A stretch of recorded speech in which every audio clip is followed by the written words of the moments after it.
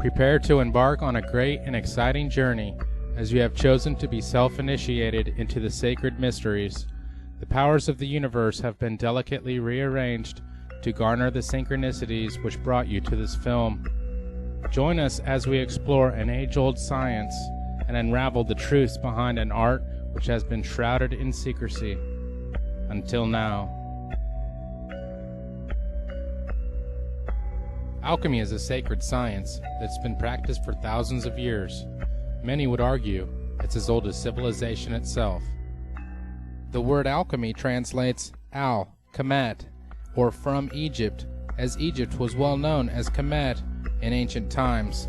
Kemet means the black land, as Egypt was well known for this due to their highly fertile soils along the Nile. The term alchemy comes from the Arabic al-Chem, which in turn is said to come from the Egyptian Chem, meaning black, and referring to the Egyptians' own name for their country, Kemet, the Black Land.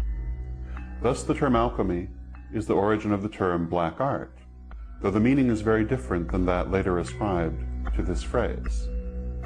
However, others say that the word comes from the Greek chemi. Considering that the Egyptians and the Greeks were in close contact for hundreds of years, and that the Greeks in fact ruled Egypt through the Ptolemaic dynasty for 300 years, and that each seriously influenced the culture of the other, the term could very well be a play on both words. The Hellenistic era, and Hellenistic Egypt in particular, was a very fertile time in the history of magic. Ancient forms of magic met and merged, creating new disciplines. Magical forms still very much in use today, such as Hermeticism and alchemy, have their origin in Hellenistic Egypt. Much of alchemy is highly misunderstood and has been kept secret in a variety of magical and fraternal organizations. The list of alchemists is known to originate with Thoth, who is widely credited for being the author of science, religion, mathematics, geometry, philosophy, medicine, and magic. Thoth is said to bring to civilization the calculations for the establishment of the heavens, stars, earth, and everything in them. In other words, matter. Compare this to how his feminine counterpart, Mot, was the force which maintained the universe, otherwise, spirit. The unification of matter and spirit became a centerpiece in alchemical thought. As the teaching spread, Thoth became known in other cultures as the Greek god Hermes.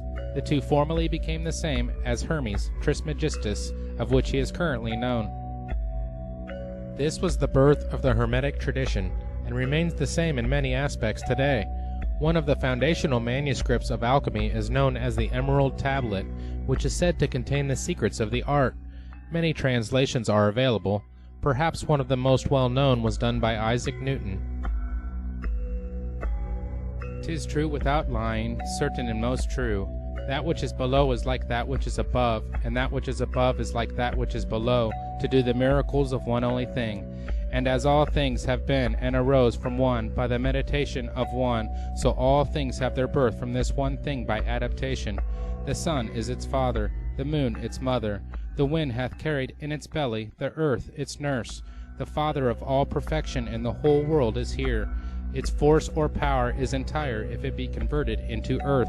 Separate thou the earth from the fire, the subtle from the gross, sweetly with great industry. It ascends from the earth to the heaven, and again it descends to the earth, and receives the fourth thing superior and inferior. By this means you shall have the glory of the whole world, and thereby all obscurity shall fly from you. Its force is above all force, for it vanquishes every subtle thing, and penetrates every solid thing. So was the world created. From this are and do come admirable adaptations, whereof the means or process is here in this. Hence I am called Hermes Trismegistus, having the three parts of the philosophy of the whole world. That which I have said of the operation of the sun is accomplished and ended." Famous alchemists have included the likes of Pythagoras, Galileo, Da Vinci, and Isaac Newton.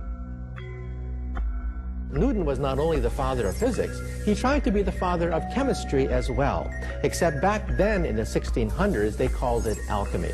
So we have to realize that science, as noble as it is, has very humble beginnings. In fact, Many researchers feel very strongly about how important the teachings were and the influence alchemy has had on many of the great minds of our time. The secret teachings were known as esoteric or occult or symbolist teachings and were held to contain the secrets of the universe and the keys to great magic. Those who were allowed to receive the mysteries often went on to join a who's who of historical movers and shakers. Pythagoras, Plato, Aristotle, Galileo, Copernicus, Da Vinci, Kepler, Isaac Newton, Napoleon. They were rewarded for their pursuit of the ancient wisdom with not just knowledge, but a new way of thinking that allowed them to write their names in human history.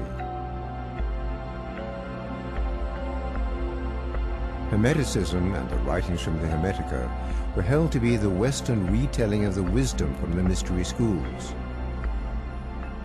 They contained, albeit in a degenerated form, strains of the ancient wisdom said to have been passed down from the gods. There are fragmentary Hermetic texts dating from, dates in dispute, but dating from 3rd, 2nd, 1st centuries AD, in which the language and mode of expression is ancient Greek, but the subject matter is, if not entirely, largely derived from, or actually a part of, the ancient Egyptian doctrine of the transformation of the soul.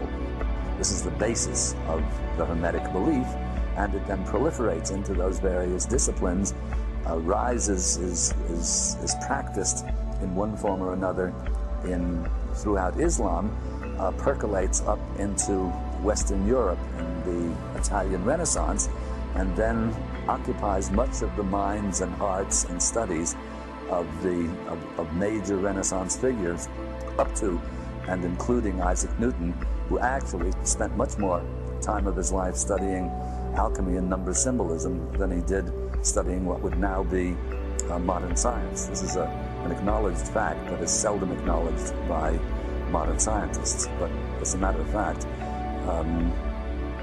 Newton might be called not one of the last, certainly, but one of the most eminent of the Hermeticists.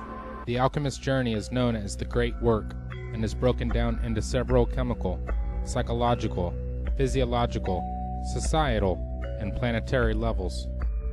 The alchemists work with what is known as the 3 primes, or tria prima. These are sulfur, the omnipresent spirit of life; mercury, the fluid connection between the high and the low; and salt, base matter. The 4 elements are also very important to the alchemist and stand as primary principles: fire, water, earth, and air. All play an integral part in the alchemist's studies. The alchemist is familiar with 7 primary metals which are ruled, influenced, or dominated by 7 planetary influences used in alchemical work. They are gold, dominated by the sun, which provides energy and life to everything in the solar system. The sun is our sense of self, our willpower, organizing ability, self-integration, energy levels, vitality, and success. The sun corresponds to the heart, spinal column, vision, and distribution of heat in the body. Silver, dominated by the moon, which influences water, growth, fertility, conception, emotions, instinct, subconscious, psychic phenomenon, collective consciousness, rhythms and cycles, genetics, and cultural heritage. The moon corresponds to the brain, female organs, stomach, and all fluids in the body. Copper, dominated by Venus, which influences herbalism, spagyrics, magic, arts, music, poetry, design, theater, harmony, proportion, integration, meditation of opposites into a whole, odors, perfumes, and love. Venus corresponds to the skin, kidneys, perspiration, transformation and enrichment of substances within the body, sexual organs, and smell. Iron, dominated by Mars, which influences intense and often violent energy that brings dynamic power to all it encounters. It increases psychic ability as well as motion and power in the physical realm. Mars corresponds to the muscular system, male sexual organs, marrow, blood formation, adrenaline, and the purging of the body to maintain health. 10. Dominated by Jupiter, which influences good health, wealth, philosophical and religious matters, ceremony, and the enjoyment of life. Jupiter corresponds to the liver, arteries of the stomach and abdomen, digestion and assimilation of oxygen and nutrition, antibiotic functions, cell growth, and general energy levels. Mercury, dominated by Mercury, which influences communication, commerce, initiation into the mysteries, alchemy, Kabbalah, astrology, magic, writing, transmission of information, nerves, dexterity, mental skills, and speedy distribution of energy. Mercury corresponds to the nerves, speech, hearing, coordination between thoughts and speech or actions, throat, thyroid, nervous system, and spinal fluid. Lead, dominated by Saturn, which influences old age, chronic disease, karma, and learning. Saturn corresponds to the bones, teeth, spleen, hair, minerals in the body, joints, and flexibility. Calcination is the first of the following 7 major operations in the alchemy of transformation. Chemically, the calcination process involves heating a substance in a crucible or over an open flame until it is reduced to ashes. In the Arcanum experiment, calcination is represented by sulfuric acid, which the alchemist made from a naturally occurring substance called vitriol.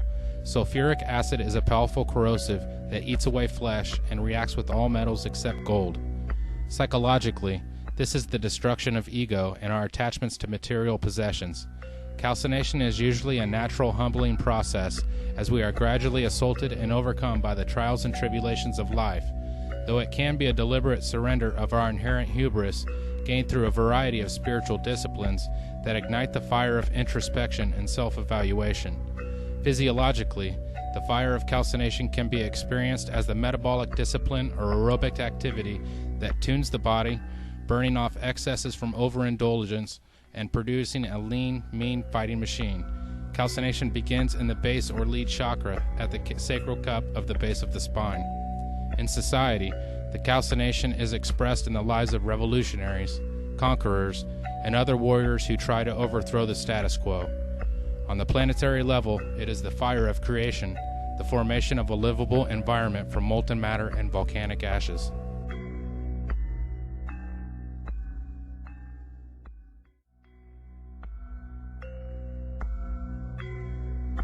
Dissolution is the second major operation in the alchemy of transformation.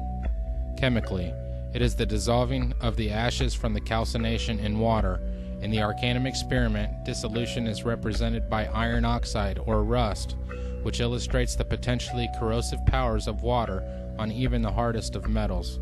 When processed, vitriol breaks down into sulfuric acid and iron oxide, which are the first 2 arcana or secret ingredients. The Egyptians smelted iron as far back as 1500 BCE and used iron compounds in tonics and disinfectants. Psychologically, this represents the further breaking down of the artificial structures of the psyche by total immersion in the unconscious, non-rational, feminine, or rejected parts of our minds. It is, for the most part, an unconscious process in which our conscious minds let go of control and allow the surfacing of buried material. It is the opening of the floodgates and generating new energies from the waters held back. Dissolution can be experienced as flow, the bliss of well-being, and actively engaged in creative acts without traditional prejudices, personal hang-ups, or established hierarchy getting in the way. Physiologically, dissolution is the continuance of the Kundalini experience, the opening up of energy channels in the body to recharge and elevate every single cell. Dissolution takes place in the genital or 10 chakra and involves the lungs and spleen. In society, the process of steady growth through gradual dissolution is examined by agrarian, monastic, or agricultural-based lifestyles. On the planetary level, dissolution is the great flood, the cleansing of the earth of all that is inferior. Separation is the third operation of transformation in alchemy. Chemically, it is the isolation of the components of dissolution by filtration and then discarding any ungenuine or unworthy material. In the Arcanum experiment, separation is represented by the compound sodium carbonate, which separates out of water and appears as white soda ash on dry lake beds.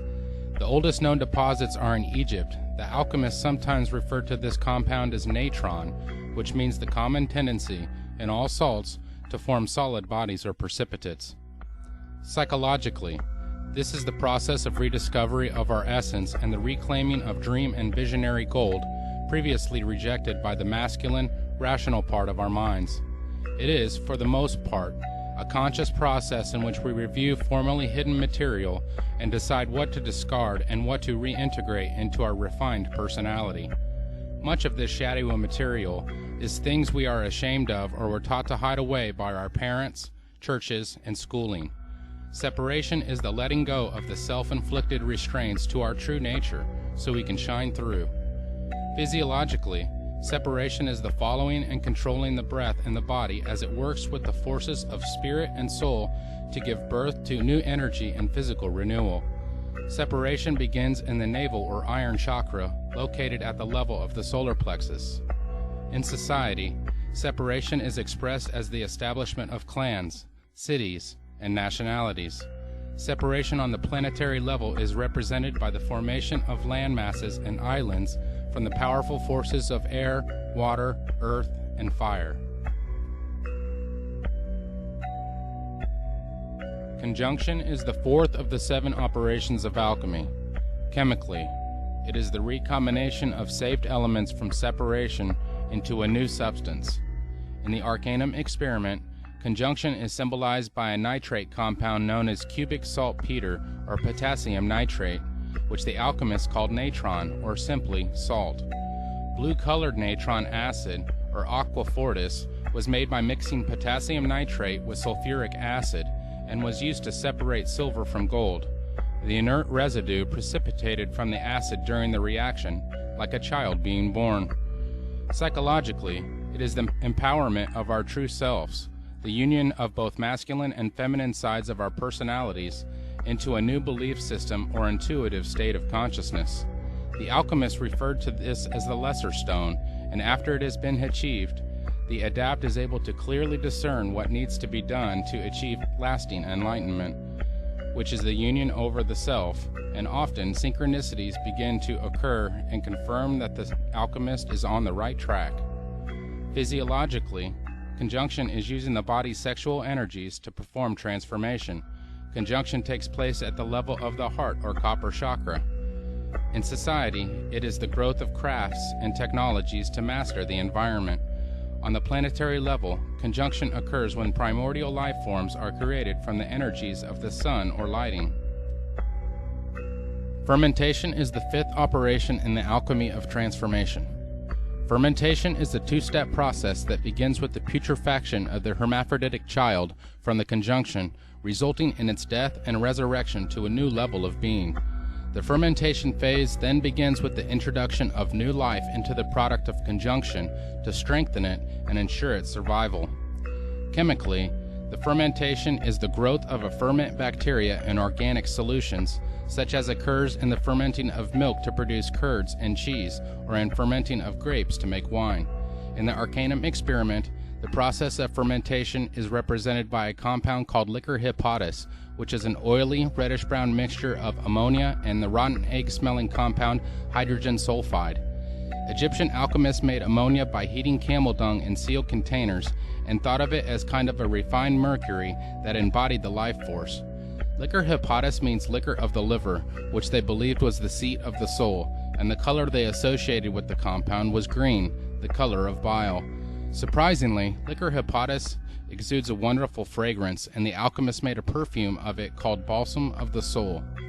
Psychologically, the fermentation process starts with the inspiration of spiritual power from above that reanimates, energizes, and enlightens the alchemist. Out of the blackness of his putrefaction comes the yellow ferment, which appears like a golden wax flowing out of the foul matter of the soul. Its arrival is announced by a brilliant display of colors and meaningful visions called the peacock's tail. Fermentation can be achieved through various activities that include intense prayer, desire for mystical union, breakdown of the personality, transpersonal therapy, psychedelic drugs, and deep meditation. Fermentation is the living inspiration from something that is totally beyond us. Physiologically, fermentation is the rousing of living energy, chi or kundalini, in the body to heal and vivify. It is expressed as the vibratory tones and spoken truths that emerge from the throat or Mercury chakra. In society, the fermentation experience is the basis of religion, and on the planetary level, it is the evolution of life to produce higher states of consciousness.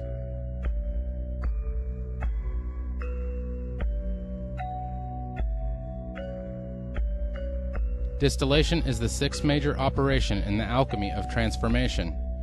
Chemically, it is the boiling and condensation of the fermented solution to increase its purity, such as takes place in the distilling of wine to make brandy. In the Arcanum experiment, distillation is represented by a compound known as black pulvis solaris, which is made by mixing black antimony with purified sulfur. The two immediately clump together to make what the alchemists called a bezoar, a kind of sublimated solid that forms in the intestines and the brain. Psychologically, distillation is the agitation and sublimation of psychic forces is necessary to ensure that no impurities from the inflated ego or deeply emerged id are incorporated into the next and final stage. Personal distillation consists of a variety of introspective techniques that raise the content of the psyche to its highest level possible, free from the sentimentality and emotions, cut off from even one's personal identity. Distillation is the purification of the unborn self, all that we truly are and can be. Physiologically, distillation is the raising of the life force repeatedly from the lower regions of the cauldron of the body to the brain, what Oriental alchemists called the circulation of the light, where it eventually becomes a wondrous, solidifying light of power. Distillation is said to culminate in the third eye area of the forehead at the level of the pituitary and pineal gland in the brow or silver chakra. In society, distillation is experienced as a science or objective experimentation. On the planetary level, distillation is the realization of the power of higher love as the life force from the entire planet gradually seeks to become one force in nature based on a shared vision of truth. Coagulation is the seventh and final operation of transformation in alchemy. Chemically, coagulation is the precipitation or sublimation of the purified ferment from distillation. In the Arcanum experiment, coagulation is represented by a compound called red pulvis solaris, which is a reddish-orange powder of pure sulfur mixed with a therapeutic mercury compound, red mercuric oxide. The name pulvis solaris means powder of the sun, and the alchemists believed it could instantly perfect any substance to which it was added. Psychologically, coagulation is first sensed as a new confidence that is beyond all things, though it may be experienced as a second body of golden coalesced light, a permanent vehicle of consciousness that embodies the highest aspirations and evolution of the mind. Coagulation incarnates and releases the ultimate materia of the soul, the astral body, which the alchemists also referred to as the greater or philosopher's stone. Using this magical stone, the alchemists believed that they could exist on all levels of reality. Physiologically, this stage is marked by the release of the elixir in the blood that rejuvenates the body into a perfect vessel of health. A brain ambrosia is said to be released through the interaction of light from the phallic-shaped pineal gland and matter from the vulva of the pituitary. This heavenly food, or viaticum, both nourishes and energizes the cells without any waste products being produced. These physiological and psychological processes create the second body, a body of solid light that emerges through the crown or gold chakra. In society, it is the living wisdom in which everybody exists on the same light of evolved consciousness and knowledge of truth. On a planetary level, coagulation is the return to the Garden of Eden, this time on a higher level in tune with the divine mind.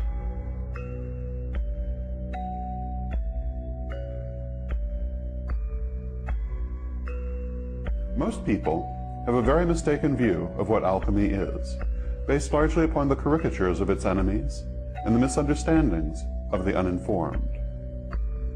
The image of the alchemist, as benighted proto-chemist, vainly bent on turning lead into gold, totally misses the point of alchemical thought.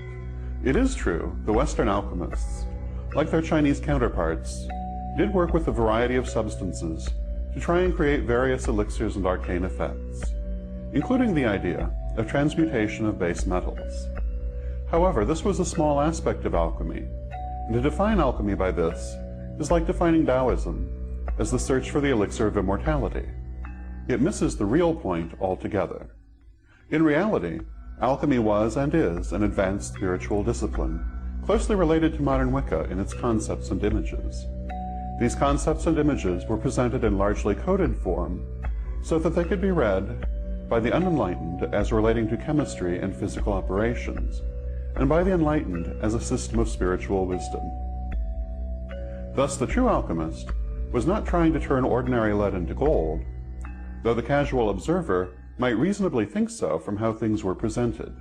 Rather, they were striving to turn the lead of an ordinary and undeveloped consciousness into the gold of a fully realized and enlightened soul.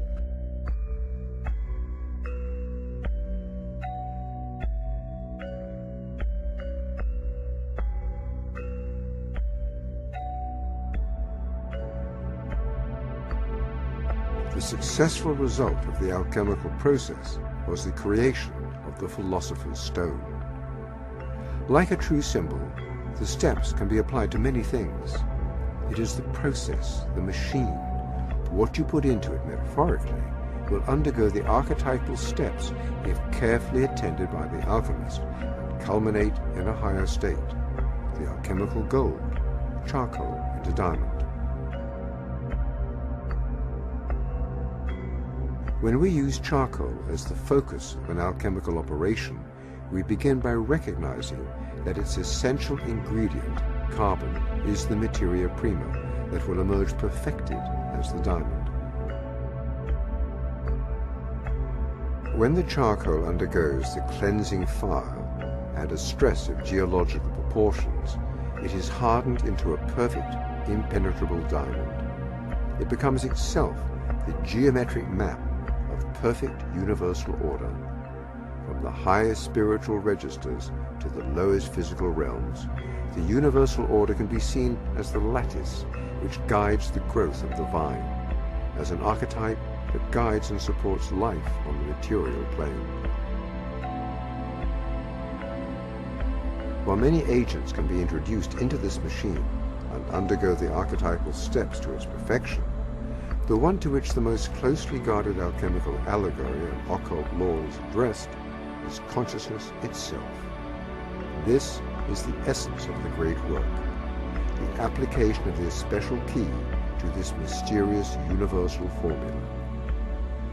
The key directs the alchemical process to the materia prima of our very consciousness, our awareness, ourselves, our mental selves, or spiritual selves.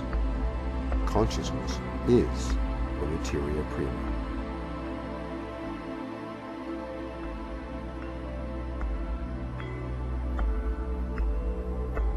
While the value of creating alchemical glass or alchemical gold may seem more obvious, one might ask, what is the benefit of applying the alchemical steps to consciousness?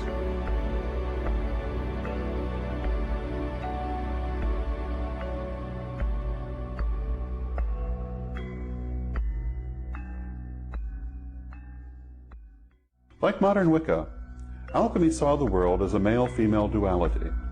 Alchemical ideas about this duality are strikingly similar to Wiccan ideas about goddess and god. The masculine polarity was thought of as red and fixed, the feminine polarity as white and volatile. The union of these two produced the physical world.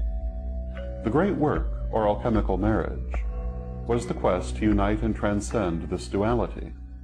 It is the great work, which is often mistakenly described as the quest to transmute base metals. The great work began with what is termed materia prima. This is the ordinary state of being, the lead in the analogy. The great work ended in the creation of the philosopher's stone. This is enlightenment, or the gold of the analogy. The materia prima was considered to have both a masculine and a feminine aspect, which were in opposition within it, until brought into alignment through the great work, hence the term alchemical marriage. The great work has three main parts: the nigredo, the albedo, and finally the rubedo. These correspond to the sacred colors of the Wiccan goddess: black, white, and red. In addition, a fourth stage, called the cauda pavonis, marked the transition between nigredo and albedo. Symbolically, the materia prima was placed into an athanor, or alchemical furnace, which subjected it to steady pressure and reduced it to its constituent parts. This residue was the nigredo, the destruction of preconceived forms considered necessary for new growth to occur. What this really means is that before one can grow spiritually, one must first eliminate old ideas and limitations. As the Zen Buddhists say, only an empty bowl can be filled. Alchemists described this principle through the maxim, "No generation without corruption," an idea similar to the Wiccan "To rise you must fall." New growth cannot take place until the old is cleared away. The nigredo then fermented until at length the cauda pavonis occurred. This was portrayed as a light show of many colors. This means that when we have purified ourselves of old ideas, we may then experience many new ideas, and indeed will at first run riot with them, learning all we can from all sources. During this period we may in fact be bedazzled or blinded by the newfound light, but through the application of self-control, we can learn to discern what is helpful to our growth and what is merely entertaining. After the cauda pavonis, the subject must be purified, resulting in the albedo. The albedo is a pure and receptive spiritual state. This means that after initial euphoria, a more controlled spiritual growth may unfold, elevating and expanding the consciousness. Finally, after being subjected to pressure again, the albedo becomes activated as the rubedo. What this means is that spiritual knowledge, to be valuable, must be put into practice. No matter how deep the ideas, or how great the abilities, they mean nothing if they are, as Mabel Heikerel once put it, left on a shelf to gather dust. Thus old ideas must first be transcended. Then controlled spiritual growth can lead to spiritual enlightenment, which must be put into practice to be of value. This is, of course, an oversimplification, in that it is the opposite of the alchemist's own tendency, which was to overcomplication. Like the ceremonials, alchemists phrased their writings in intentionally obscure wording, ostensibly to shield their teachings from those they considered unworthy. It also served to shield themselves from persecution by religious fanatics. Alchemists used a rich symbology that included elemental, planetary, and mineral symbolism, as well as a good dose of ancient paganism.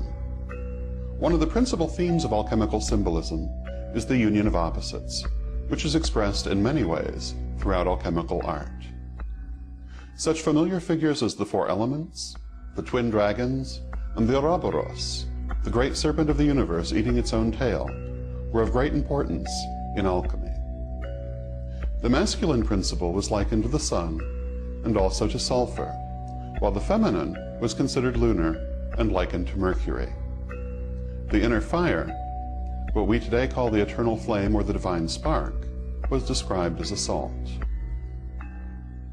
It is this mineral symbolism above all which has led to the idea that alchemy was entirely concerned with protochemistry operations. True, alchemists did engage in such protochemistry operations in the belief that it would shed light on their spiritual operations under the credo, as above, so below, which is a principal pillar of alchemical thought, as of modern Wiccan thought. However, it was a dilettante alchemist who misunderstood the spiritual nature of the teachings and turned instead to chemical operations, not realizing that they were a code for higher knowledge. And now we can see the big picture coming into focus. Could that spark of consciousness in us all be connected to spiritual enlightenment? And by intense focus on the development of consciousness, could alchemists truly reach these levels? Even modern science is beginning to tell us a great deal about our consciousness and its connection to the rest of the infinite universe. Our knowledge of the power of the human brain has seen great strides in recent years, and possible interactions with certain glands such as the pineal are continually being investigated with many successes. In his groundbreaking book detailing his research, Dr. Rick Strassman outlines his discoveries with the pineal gland and a substance known as dimethyltryptamine, or DMT, while administering the substance to a controlled group of volunteer patients. DMT is the most potent psychedelic known thus far, is highly illegal in nearly everywhere in the world, yet it appears to be produced naturally by our pineal gland during REM stages of sleep, deep meditation, and possibly during fetal development and near-death and death experiences. The patients also reported extremely intense spiritual experiences, many of which were frightened to a fear of death due to its intensity. Could this be the sacred and mysterious, divine nectar-like substance produced in the brain during the latter levels of spiritual enlightenment, as described by the alchemists? These questions have profound implications, as much of this knowledge has been occult or secret, found only in magical and hermetic societies. Millions of Hindus bathe where the sacred Ganges and Juma rivers meet. The scriptures tell how the divine nectar, which is said to confer immortality and everlasting bliss, was once spilled into the rivers during an epic fight between the demons and the gods. They believed that from their scriptured legends, they might be able to thereby speed their way to nirvana and be spared the pain of countless rebirths in man's universe. Amazingly, this appears to be a universal aspiration of the alchemist as well. Many say this substance occurs as the activation of the Ajna chakra, or third eye, takes place. This is where the sun and the moon, the masculine and feminine, right and left brain become balanced and synergistic. This makes sense scientifically, where the brainwave patterns of each hemisphere could create a magnetic field by this balance in the exact location of the pineal, located within the hypothalamus in the center of the brain. Within nearly every culture that has existed, there is a reference to the activation of the third eye, or Ajna chakra. This is no coincidence, but rather something that even science should be inclined to research due to its statistical probability alone. In actuality, there is quite a bit of substantiated evidence of this sacred science being all that it's described as, and more, when one has the keys to its meaning and applies it diligently to their life. Should alchemy continue to be unknown and hidden within the areas such as the Vatican and secret societies who wish to withhold it from mankind? Or should the knowledge and light be given to those that seek, as Prometheus did when he stole the fire from Zeus and gave it to mankind?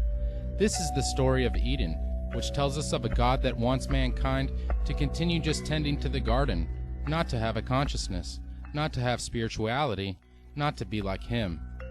It is our destiny to re-enter Eden, and freely eat from the tree, and drink from the waters of life. As it is written, surely we will not die, but know that which God knows. By this we realize our true nature and divinity. We must understand that we are truly spiritual beings having a human experience, not humans trying to have a spiritual experience. It is a diligent alchemist who comes to understand the true nature of reality and become the master, the guru, the teacher in their physical, emotional, and spiritual growth, a master of their own destiny. So what happened to the spiritual aspects of alchemy when modern chemistry and physics became common knowledge of that which concerns matter, following the works of Isaac Newton?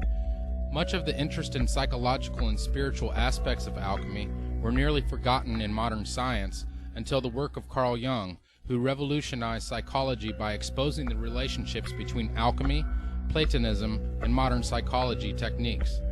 In fact, he believed, much according to the credo, as above, so below, that one could be understood by understanding the other. I was always looking for something in between, you know, something that linked that remote past with the present moment. And I found, to my amazement, it is alchemy. It is the the basis of our modern way of conceiving things. And therefore, it is as if it were right under the threshold of consciousness. This is a wonderful picture of how the development of archetypes, that means the movement of archetypes, looks when you look upon them as if from above, maybe from today you look back into the past and you see how the present moment has evolved out of the past. And we can construct or even predict. Modern-day philosopher and author Terence McKenna also did a great deal to revive spiritual alchemy and its connection to consciousness and our divine nature, which he consistently reiterated in his many lectures. Everything occurs in the presence of its opposite, and out of that there is generated the friction, the heat, and the light that all comes together in an indissoluble package as part of life. So what I want to talk to you about tonight, and how it relates to unfolding the stone, is the notion of alchemy, of all things. Alchemy, as I'm sure many of you know, is really the secret tradition of the redemption of spirit from matter. But many of you may imagine that alchemy is simply a discredited pre-scientific obsession of unbalanced minds interested in changing base metals into gold, lead into the stuff of commerce. This is the benighted reputation that alchemy has acquired in a century so given over to the literal and the material and the non-spiritual that it's lost all touch with the adumbrations of meaning that vibrate behind the perceptions of the alchemists. The central conception of alchemy is the conception of the philosopher's stone. What is it? It's the universal panacea at the end of time. It's the chocolate cake that your mother made once a week when you were a child, the panis supersubstantialis. It's all things to all men and all women. If you are hungry, you eat it. If you're dirty, you shower under it. If you need to go somewhere, you sit on it and you fly there. If you have a question, it answers it. It's something that the human mind senses in itself and related to, invoked, worshipped over centuries before the slow rise of the patriarchy and rationalism and materialism turned it into a myth, a fairy tale. It is not a myth or a fairy tale. It is the burning primary reality that lies behind the dross of appearances. Alchemy is based on a philosophy called Hermeticism that was developed in the 1st and 2nd centuries by Gnostic thinkers, Greeks, Jews, people inside the Roman Empire as it was beginning to show the first signs of degradation and decay, who felt a profound disaffection with their world, a disaffection that on the scale of those times was as profound as our own existential disaffection. And the Hermetic philosophers drew back from the rise of Christianity with its doctrine of the fall of man and original sin and the stain of Adam and Eve and that whole thing, and took a different tack and made 2 points which I think we need to recover and live out for ourselves. And the first point was that man, which means men and women, human beings, are divine beings, not lower than the angels, higher than the angels. The message of the alchemical and hermetic thinkers, and the Corpus Hermeticum actually uses the phrase, man is God's brother. We have no idea what it would mean in our own lives if we could throw off the notion of ourselves as fallen beings. We are not fallen beings. When you take into your life the gnosis of the light-filled vegetables, the psychedelic plants that have stabilized the sane societies of this world for millennia, the first message that comes to you is you are a divine being. You matter. You count.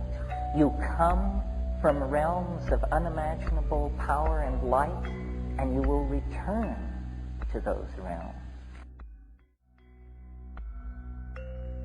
The second point that these philosophers wanted to make was that fate can be overcome.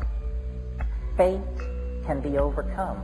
Now, for the Greco-Hellenic world, what that meant was the starry engines of the machinery of fate that they saw strewn across the night sky, because they were intensely aware of the power of the zodiac, the stellar shells inhabited by demons that extended out to the unimaginable imperium of the All-Father that was beyond fate. And into that world of astrological fatedness, which is such a strong idea for the Greek mind, the Hermeticists announced fate can be overcome. And they had a novel answer for how this could be done. It can be done through magic, a word not often enough heard in the present world. The overcoming of fate is achieved through magic, and then the stellar machinery becomes not an invasive force into one's life, but an empowering force. Now, some of us may believe in astrology and some of us may not. We are all strongly influenced by the notion of fate, of our powerlessness in an existential world. Jean-Paul Sartre said nature is mute, and we, embedded in the media-dense, message-dense, programming-dense matrix of these hyper-societies that we have created, often feel, I think, like hapless atoms, running endlessly according to the blueprints and programs of unseen masters, whether it's the banking industry, Madison Avenue, whoever. We tend to disempower ourselves. We tend to believe that we don't matter. And in the act of taking that idea to ourselves, we give everything away to somebody else, to something else. So the rebirth of a sense of the stone and its possibility within each of us entails these two ideas: our divinity and our power to overcome fate. There is no inevitability in our lives unless we submit to the idea of inevitability and then give ourselves over to it. The practice of transcending time and consciousness was also very prevalent in South America, with the Maya in particular, where clocks of stone were designed, created, and heavily used for the purposes of conquering time and consciousness. This also seems to be closely associated with the detailed understanding of astrology and how the earthly realm and spirit realm are connected. Needless to say, the universal truths found in the path of alchemy are deeply embedded in some way into almost every culture.